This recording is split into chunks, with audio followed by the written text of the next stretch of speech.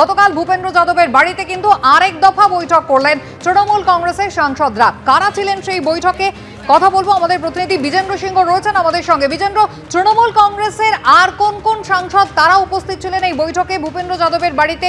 মুখ্যমন্ত্রীও কি ছিলেন? মুখ্যমন্ত্রী তো গতকাল গেছিলেন পশ্চিমবঙ্গে, কিন্তু সবথেকে বড় প্রশ্ন হচ্ছে কি ভূপেন্দ্র যাদবের বাড়িতে প্রথম যখন সোমবার বৈঠক হয়েছিল, সেখানে 14 জন টিএমসির লোকসভা এমপি ছিলেন এবং তারা একটা সেপারেট ব্লক করবেন, তারা চিঠি দেবেন, এই পরিকল্পনা নিয়ে ডিসকাশন হয়েছিল। সেখানে মুখ্যমন্ত্রী শুভেন্দু অধিকারীও সৌজন্য সাক্ষাৎ করেছিলেন এই 14 জন টিএমসি বিদ্রোহী সাংসদের সঙ্গে। এবং তারপরে প্রশ্ন উঠছিল কি তাদের সঙ্গে কি 19 জন এমপি রয়েছেন, কেন কি 28 জন টোটাল লোকসভা এমপি রয়েছে। দল ত্যাগী আইন থেকে বাঁচার জন্য 19 জন অন্তত সমর্থন তাদের লাগবে।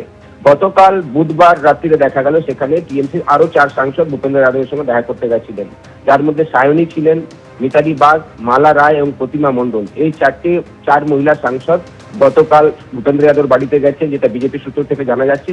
এবং তারা সেখানে দীর্ঘক্ষণ অপেক্ষা করেছেন। যখন মুখ্যমন্ত্রী এসেছিলেন মতিলাল নেহরু মার্গে, সেখানেও তার সঙ্গেও তারা সৌজন্য বিনিময় করেছেন, যেটা ইঙ্গিত পাওয়া যাচ্ছে বিজেপি সূত্র থেকে।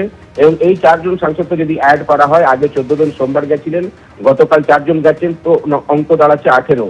এবং বিজেপি শিবির থেকে বলা হচ্ছে, বা যারা বিদ্রোহী সাংসদরা রয়েছেন তাদের তরফ থেকে বলা হচ্ছে যে তাদের সঙ্গেই ইউসুফ পাঠান এবং রচনা ব্যানার্জিও রয়েছেন, অর্থাৎ সেই সংখ্যা এখন 20 হয়ে গেছে।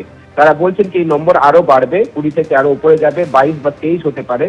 তবে স্পিকারকে এখনো চিঠি দেওয়া হয়নি, স্পিকারকে চিঠি দেওয়া হবে যখন এই পুরো নম্বর একসঙ্গে তারা যোগ করে নেবেন। এবং তার সঙ্গে সঙ্গে যেহেতু আগামী মাসে পার্লামেন্টের মনসুন সেশন রয়েছে, সেই সেশন হওয়ার আগেই তারা স্পিকারের কাছে যাবেন এবং তারা স্পিকারকে অনুরোধ করবেন যে তারাই মেন টিএমসি পার্টি, তাদের কাছে চিফ হুইপ যিনি ছিলেন কাকলি ঘোষাল তিনি রয়েছেন, ডেপুটি লিডার শতাব্দী রায় তিনি রয়েছেন, সেক্ষেত্রে তাদেরকেই মূল টিএমসি হিসাবে মান্যতা দেওয়া হোক লোকসভায়, যেভাবে পশ্চিমবঙ্গ বিধানসভায় হয়েছে। এই প্ল্যান রয়েছে তাদের, এবং তাই এই সই স্বাক্ষর করা হচ্ছে। তবে যখন স্পিকারের সঙ্গে তারা দেখা করতে যাবেন আগামী মাসে, তখন সশস্ত্র যাবেন এমপিরা। প্রায় তারা বলছেন কি তাদের 22 থেকে 23 জন এমপি এই মুহূর্তে রয়েছেন,